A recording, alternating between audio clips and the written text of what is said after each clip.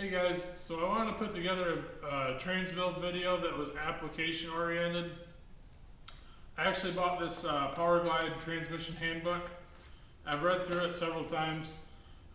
My setup is a turbo LS. I have a 5.3, so small displacement, fairly big turbo, the S480. We're actually going to be running a Hughes dump valve. So this video will be the modifications to the pump, which is probably the most modified part of this trans. But basically going through a few different sources of information and applying them to my pump and telling you guys why I'm doing them, as well as some of the things that I am not doing as per the handbook.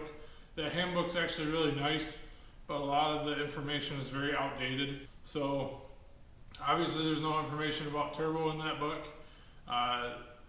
And with the LS, you gotta really control, or at least watch, how much converter charge you're putting in it, or you just ruin the thrust bearings on your engine. So a lot of the modifications in the pump are what we're gonna be doing to alleviate that issue, as well as running the converter dump valve setup. And this video will be the pump, and then the next video, if I got enough of the footage, then I'll do the whole transmission, or basically everything besides for the pump.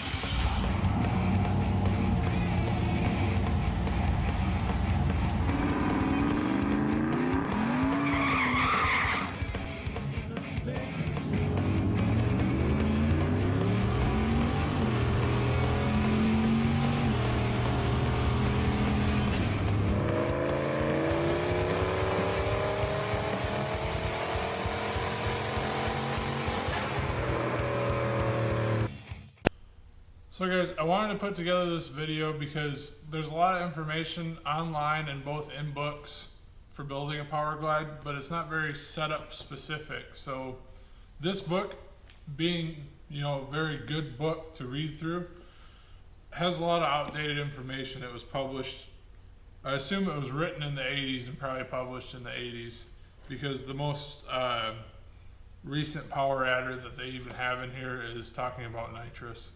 So we've obviously come a long way, and the LS wasn't out when this book was written. So I'm going to tell you a couple things in the book that it says to do, and some other things that I pretty much just didn't do.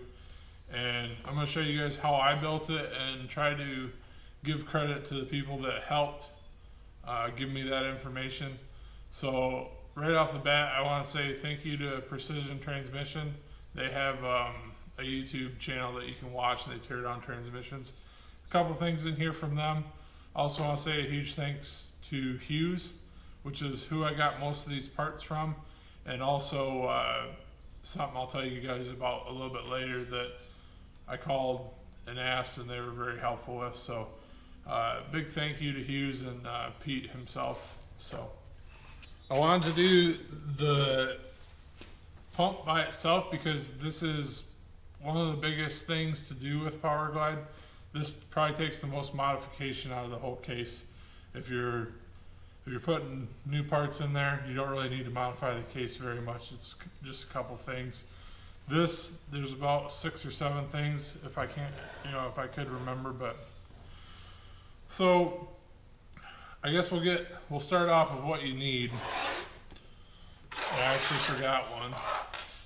This is a 1/4 inch drill bit. This is an 1/8 inch drill bit, and I think you need a 3/32 drill bit for this one. If you get lucky, all you'll need is a 1/4 inch National Pipe Thread tap. If you're not lucky to find a pump like I have, you'll need a 5/16 18 just straight tap. Depending on your power level, most people say to go ahead and put new gears in it, which I have new gears. So these are the old gears. You're going to need, if your bushings are bad, you need new bushing and a new seal, which I haven't got yet. I ordered it, but kind of got sidetracked on it. So I guess let's take the pump apart. This has already obviously been taken apart several times. I just wanted to kind of show you guys it at the start of the video.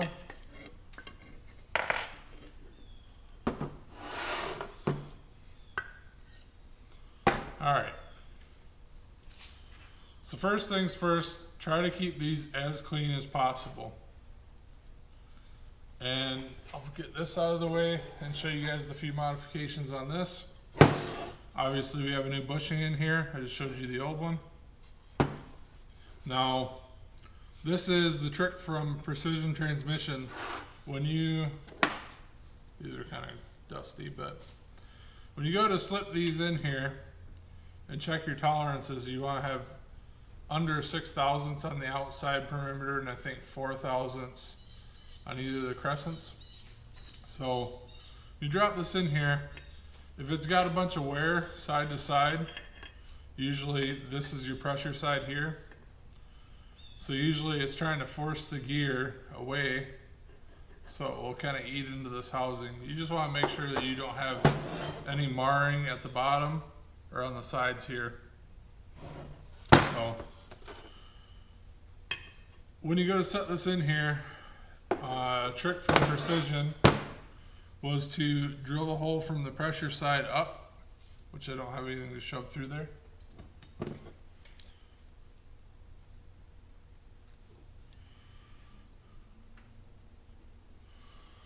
So you want to drill from the pressure side up onto the back side of the gear, and that will help lube this side to keep it from eating in the gear from eating into the case. Which, like I said, I have a new set of gears, but this is actually a very usable pump half. So another thing on this pump half here is I took a file and filed off this edge here. From the factory, these Powerglide crescents here are very sharp, and sometimes the gear will snag it like that. I just kind of deburred this. Obviously it'd be inside the other gear, but just showing you guys.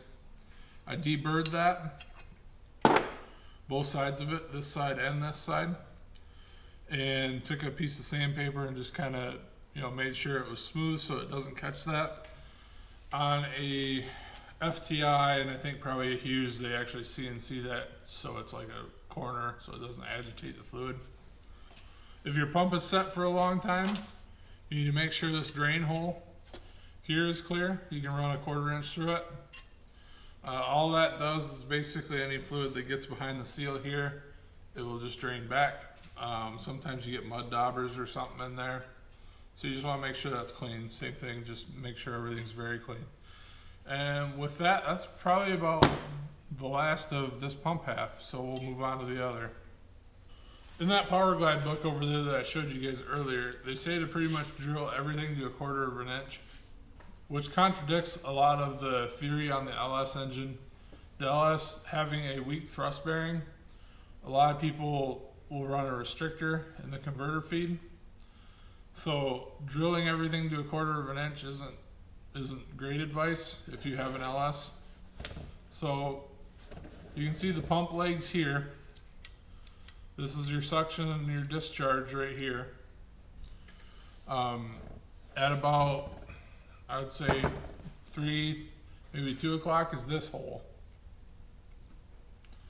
This is your converter feed. So if you don't have the luck I have, then you'll be having to drill and tap this out to a 5/16 by 18. And then running a brass restrictor. You put basically a set screw in there, Loctite it in, and then drill that to 1/8 inch. This is actually a 6-cylinder pump, so this is actually factory restricted to 1/8 of an inch. This being an 1/8 of an inch already restricts it because this is your converter feed. So I'm not actually sure what this one is. I didn't touch it. This one here is your converter return. So I drilled this 1/4 inch to the bottom. You want to stop before you go through the stator tube. So do not drill through this, just drill the hole. So drilled that to 1/4 of an inch. Normally, when you're looking at the pump with your pump legs here, there's a shift timing valve here. Another thing that Hughes helped me with. The book basically says if you're building a racing transmission, you're not going to use this, but I didn't know because, like, if you remove this cooler bypass relief here, they tell you to pound a freeze plug into the bottom of it. So I didn't know if you had to pound a freeze plug into this. Hughes once again helped me with that. Basically, if you take this out, I don't have it with me, but it's something that sticks way up here. So you just take that out and throw it away, and then leave the hole open. So I did not remove my cooler bypass here. I don't want to have a line blow or something, and I just kind of cleaned it and did everything. So I think that should be fine. We will flip it over. Known problem here is for your priming valve. So what people will do is they'll pound this roll pin out, and there'll be a spring behind it, so watch out for that. Take the spring, throw it away, and you're gonna drill, or you don't have to drill it, but you're gonna tap this 1/4 inch national pipe thread. Tap it beyond where this hole is here, so you don't have any pressure loss. This priming valve will come out in this direction. You're going to flip it over and put it back in, and then put a pipe plug in behind it. You want to run the pipe plug in beyond this hole, obviously. The reason why you have to flip it around is because there's a bleed valve or a bleed port. So if you flip this around, it'll be covered by the housing. So we're going to put this in backwards. Sometimes when you tap these two, they don't really want to go in backwards, so I might leave this until after the video. Yep. Anyways, you're going to run it backwards of where it was, run this plug in, and then you should be good. So, factory Powerglide.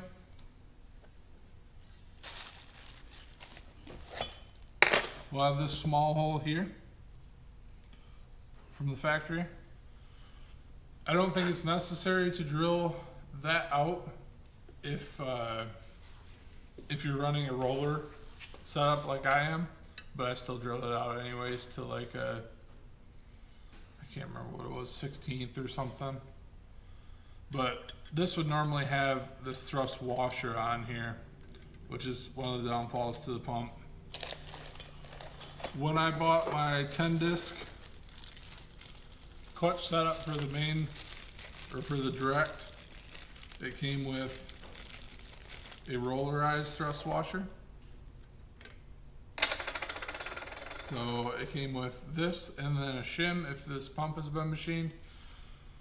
Back in the day, and in that book, it actually says that you have to machine this down to run this thrust bearing.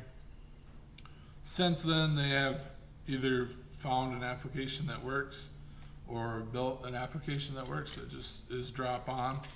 And then if you do have your pump machine, then they have a washer here. And this all came with the 10-disc, 10 clutch drum.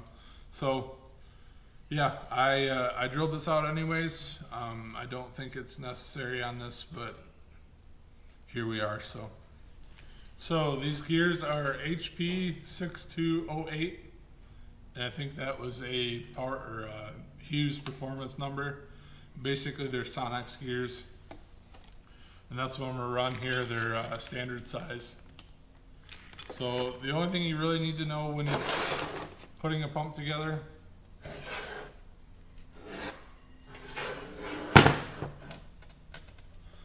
is that the beveled side goes down. On these, the outside gear is beveled on both sides, so you can run it either way. And you can see the lip here.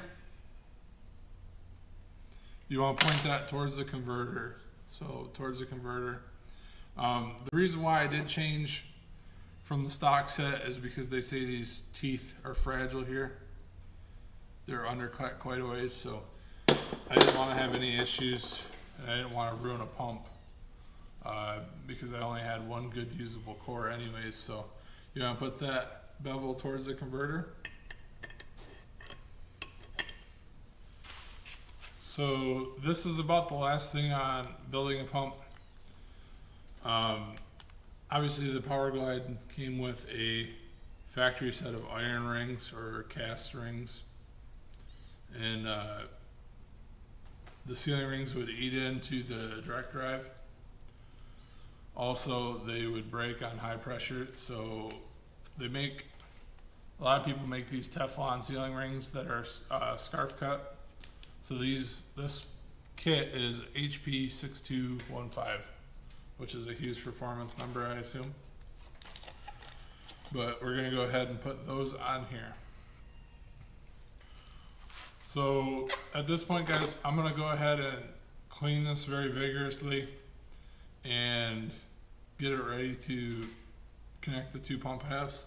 So I'm gonna turn the camera off and do that. And before I put all these bolts in, then I'll show you guys how I set it in the Powerglide case and tighten them up and make sure everything's all concentric. So we've got my pump loosely assembled. These are just kind of finger tight. And we're gonna take this junk case that I have, and I've got a pin here. Basically just a bolt that's cut off. We're gonna drop it in there, and then the case should center it up. Then we'll torque the back bolts. So let me drop it in there and I'll show you guys what that looks like. So that's all concentric.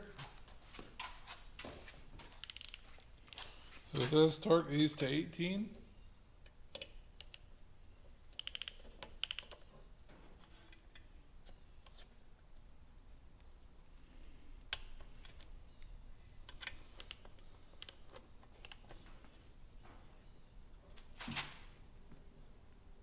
Hopefully this video helps some of you guys.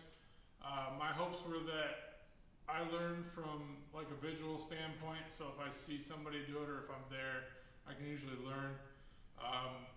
My way of thinking is that I can put out everything that I did, and if it doesn't work out, then I can make an amendment video, take this one down. As far as I can tell, this pump will work fine, but obviously you guys will see this car work whenever we do make it to the track, or not work if it doesn't work. But thank you guys for watching, and I'll see you guys on the next video.